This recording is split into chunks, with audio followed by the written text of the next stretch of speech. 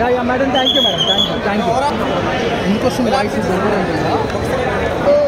బాగుందండి. Music plus చాలా ఇది ఎందులో hero plus heroine plus story plus songs plus overall గా మూవీ అందుకే బ్లాక్ బస్టర్ హిట్. సో ఇప్పుడు నాగ చైతన్య మరి వాళ్ళిద్దరు కెమిస్ట్రీ కానీ అవి ఎలా అనిపించాయి? ఎమోషనల్ సీన్స్ అవన్నీ ఎలా ఉన్నాయి థియేటర్లో? సో యా వాళ్ళిద్దరు కాంబినేషన్ ఆల్రెడీ మనం ఇంతకుముందు ఒక మూవీ చూసాము.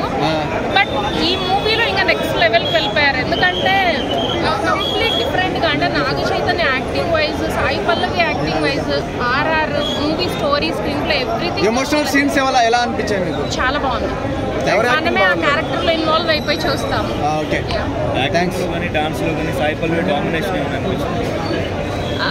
డామినేషన్ అయితే ఏం అనిపించలేదు. బట్ ఆబ్వియస్లీ డాన్స్ అనగానే మనకి స్క్రీన్ మీద చూసినప్పుడు సాయి పల్లవే కనిపిస్తుంది. బట్ నాగ చైతన్య గారు చాలా బాగా చేశారు.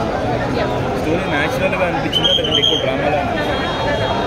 చాలా బాగుందండి, న్యాచురల్గానే ఉంది. సినిమాకి ప్లస్ పాయింట్స్ అంటే సినిమాకి ప్లస్ పాయింట్స్ అన్ని ప్లస్సే. నాగ చైతన్య గారు డిఫరెంట్గా కనిపించారు, అది చాలా ప్లస్. సాయి పల్లవి అనేది ఆబ్వియస్లీ ఏ మూవీలో కనిపించిన ప్లస్సే. స్టోరీ, సాంగ్స్, మెయిన్ ఆర్ఆర్ చాలా బాగుంది. సో ప్రతి ఒక్కరు ఫీల్ అవుతారు, అంటే ఆ క్యారెక్టర్లో ఇన్వాల్వ్ అయిపోయి చూస్తారు. డెఫినెట్గా ఇప్పటి వరకు తీసిన మూవీస్ ఒక ఎత్తు అయితే ఈ మూవీ నెక్స్ట్ లెవెల్లో. అవుట్ ఆఫ్ రేటింగ్ ఎంత? 4.5.